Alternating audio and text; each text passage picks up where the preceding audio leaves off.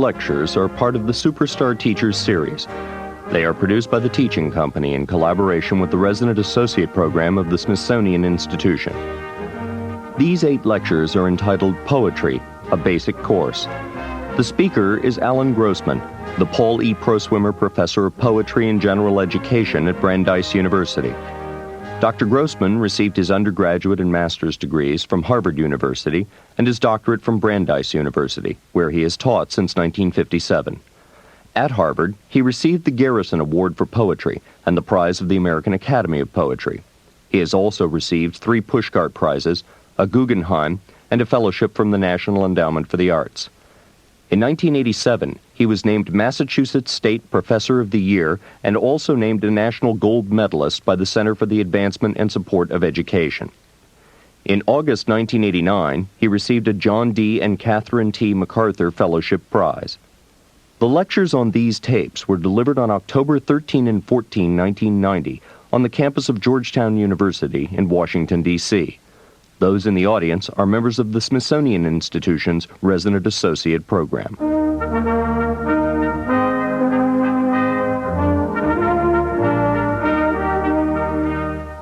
Lecture 1, London Bridge is Falling Down, Poetry and Social Formations.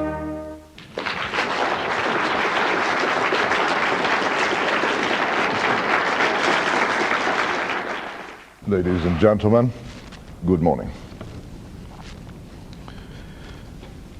Consider our civilization as an array of practices, crafts, technologies, systems, legal, bureaucratic, legislative, religious, artistic, for getting our human work done by the means available to human beings working together in any given time and across time, the living with the dead. Among those practices, perhaps the oldest of them that may still really work is poetry. When the first named person in Western civilization who produced poetry, his name was Hesiod, and he lived in the 7th century B.C., met his poetic voice, it appeared to him as a gang of local girls whom he encountered descending the same mountain he was climbing up. After they had made good fun of him, they were, after all, immortal, and he was mortal, and a poor specimen at that. They gave him a voice not his own, and also a staff to signify his office and to occupy his hands. After that day when Hesiod met the Muses, he was a useful social person, but not precisely a happy one. His voice was not his own. It was the voice of the other, dedicated to the other on behalf of all the others and not on his own behalf. It is that voice which is our study, for we are among the others to whom that voice is still, as always, addressed. Those local girls were the Muses. They were not one, but many. They remind us that there are many practices which may properly be called poetry and which complement one another. The girls were, in fact, sisters, daughters of one mother who was, great memory, Mnemosyne. Our concern in these lectures is with the written poem, or the poem which has been written down. Our purpose is not, therefore, to disqualify any other poetic practice, popular, oral, musical, theatrical. However, when I speak of poetry in these lectures, I speak primarily of the poem written down. Poetry is, as I have said, a practice, something we do. A practice intends a function. What is the function of poetry? The function of poetry is to obtain for everybody one kind of success at the limits of the autonomy of the will to effect its purposes by other means. The limits of the autonomy of the will to which the practice of poetry corresponds are, in the most general sense, death and the barriers which prevent access to other minds. Such limits of the human will become our fundamental concern and drive the turn to poetry, become the mortal reasons why writers begin writing, speakers in poems begin speaking, and readers become readers of poetry in a particular class of situations. Very concretely, the turn to poetry is driven by the collapse of fundamental communicative systems of other kinds. London Bridge is falling down, my fair lady. The 4 lectures which follow and constitute the first half of my presentation to you of the basic course in poetry will address a sequence of 4 poems which are driven into existence and conserved because they address and to some extent constitute the reconstruction of the human world, the restoration of that rejoicing in communicability fundamental to our or any humanity after catastrophic destructions figured as the collapse of communicative systems. In this lecture, the fall of London Bridge, the central bond of the city in history.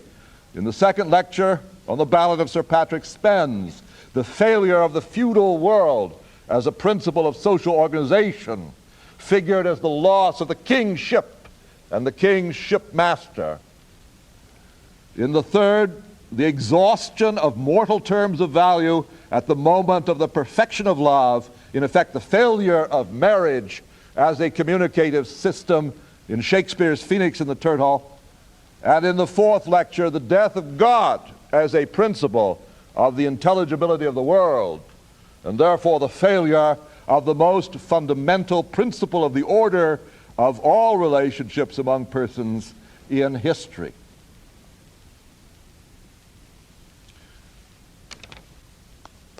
The function of poetry is to obtain for everybody one kind of success at the limits of the autonomy of the will to effect its purposes by other means.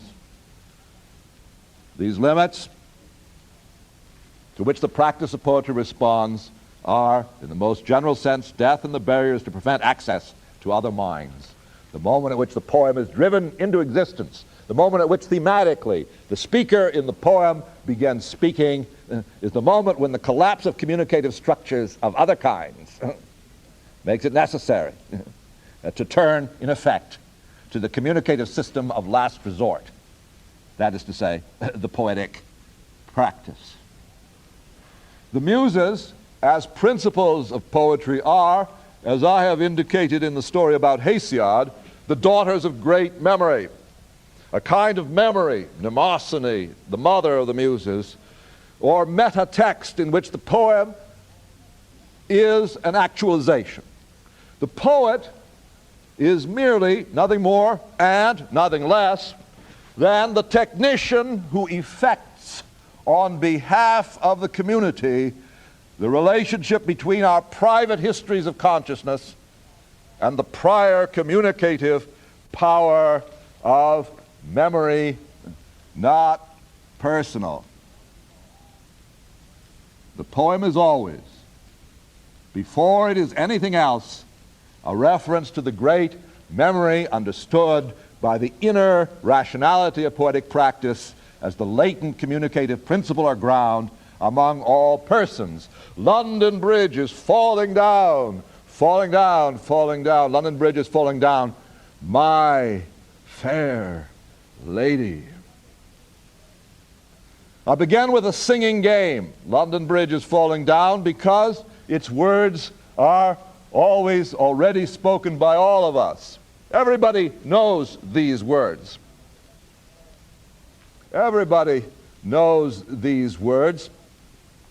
And for that reason, they constitute a paradigm or a model of the relationship between individual mind and the poetic text. We know these words by reason of the actual voices of children, which are always ahead of time our own, engaged in overcoming by social construction the singing game, the inherent blockages of communicative relationship.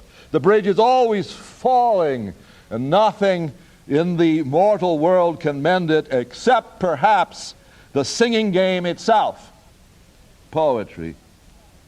This state of affairs, which finds the poem already known by all of us when it comes to be the principle of our relationship, always already known and also always unknown, because who knows how the singing game may play out this time in this room or this street or this playground.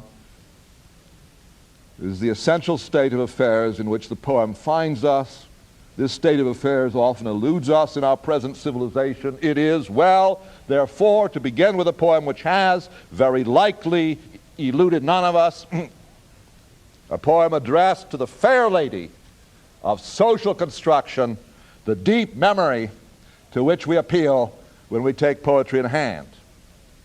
I wish to present the poem to you in my voice, as I shall all the poems, and though the poem is well known, nonetheless, I urge you to look at it once again.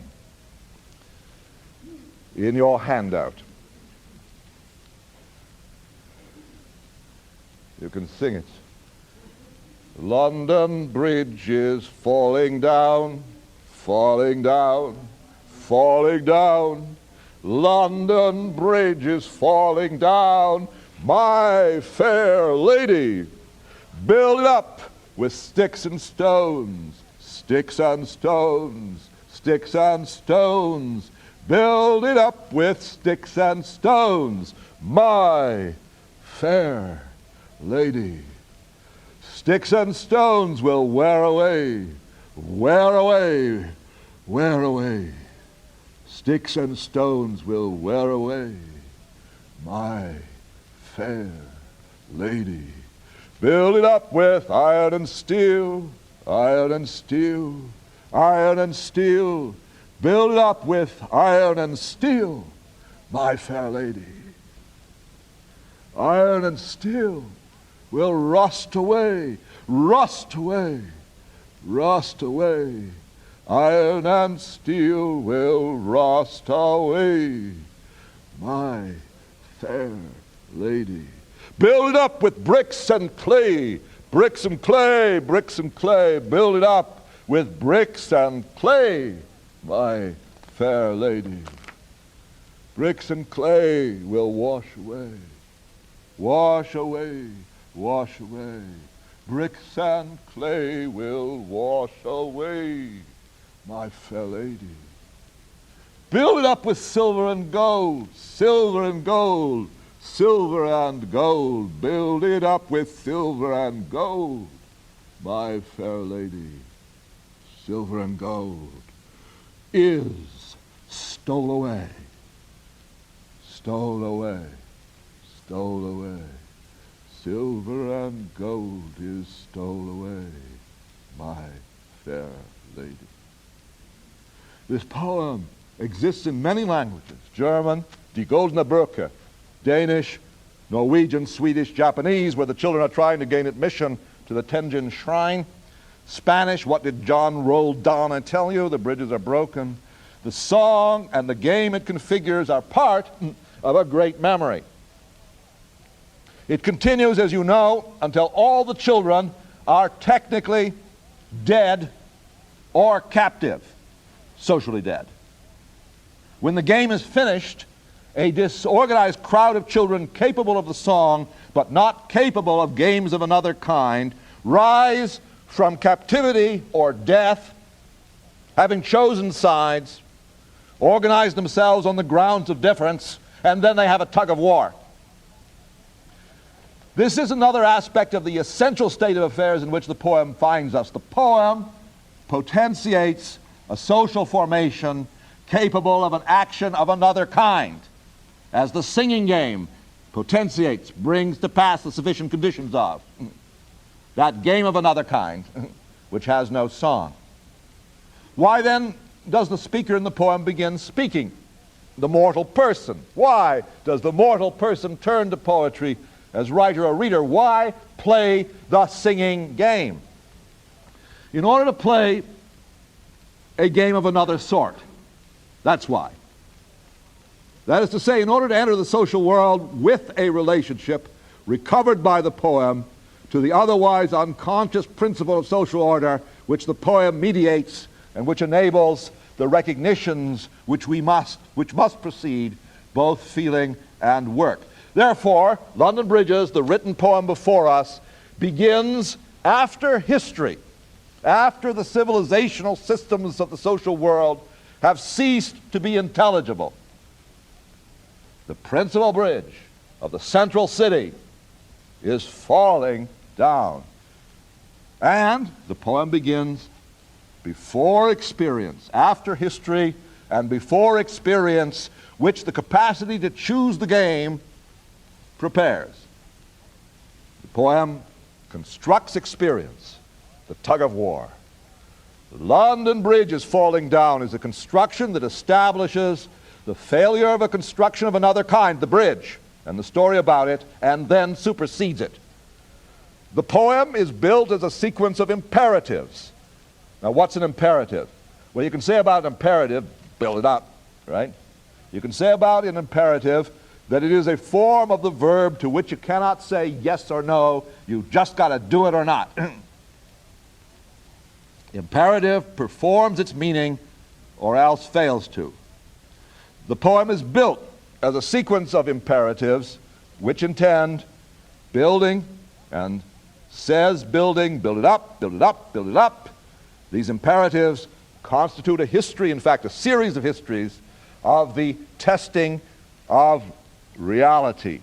In the event, they constitute a story about the world recorded and sung as a sequence of occasions in which desire as the will to structure, build it up, is exchanged for reasons, and as the result of the testing of materials for the truth of an outcome which is in each case the same, the failure of structure, the failure of materials, over and over again until the will and desire to build is exhausted.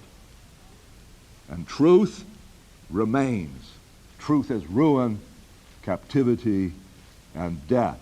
And in that emptiness, there arises the social world in a new form. The captives are free.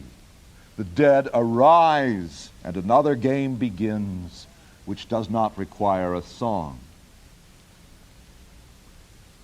The new game is made possible by the singing game, because the singing game establishes the difference between persons, which is the basis of social life as poetry understands social life. The collapse of communicative structures precipitates a world of no difference. The isolation of the self alone or the isolation of the crowd. Listen to an account of this game by a child, 9 years old, collected in the north of England by the great scholars of children's games, Iona and Peter Opie. Here is how the 9-year-old describes the singing game, London Bridge is Falling Down. She says, you make a bridge with two people, and all the other people line up, and you sing, London Bridge is falling down, and they all go round under the bridge, the 9-year-olds explained, and when you get to My Fair Lady, you catch somebody. And when you're singing, Sticks and Stones Will Wear Away, You swing them about backwards and forwards and round, any way you like, as if you'd got them in a sieve. And then you take them away, and they whisper, what'll they have? Sticks or stones? And they go to whichever side of the bridge they've chosen. Then you sing London Bridge again, but first you have to whisper what the next verse is going to be, and which person is going to be which thing. Then the kid says the following sentence. The bridge is never mended, but it doesn't matter. The bridge is never mended, but it doesn't matter. You have a tug of war at the end.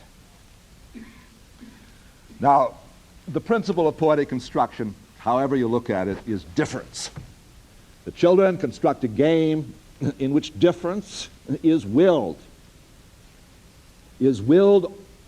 on the ground of little difference, the difference between sticks and stones. And by progressive occasions, for the willing of difference, by progressive occasions of the willing of difference, a history of the exhaustion of the possibility of building is transformed into actions which produce an ordered social group capable of playing a game. The principle of poetic construction is difference, and it reproduces the capacity for difference in the world of persons. The formal systems of poetry, and we'll talk a lot about them in the next few hours. The formal systems of poetry, for example, line and stanza, establish two things. The first is identity as a maintenance system. And the second is difference. The line, any line of a given kind, is always identical to every other line of a given kind across the poem and across history. And I will point that out and manifest it and analyze that phenomenon in the course of the next few minutes. But what a poem says, what the line makes manifest, the language of the poem is always different. So you have identity as a maintenance system, and the meanings to which language and poetry give rise as a system which establishes concrete difference, which the structures, the identity system of the poem maintains and enables. At the conclusion of each stanza of London Bridge, and precisely at the conclusion, where on the page we read a space of white, the children perform the action of choosing, which in the end makes possible the next game on the awakening of the dead to life. This is the end of Side A. Please fast forward the cassette and turn it over to continue.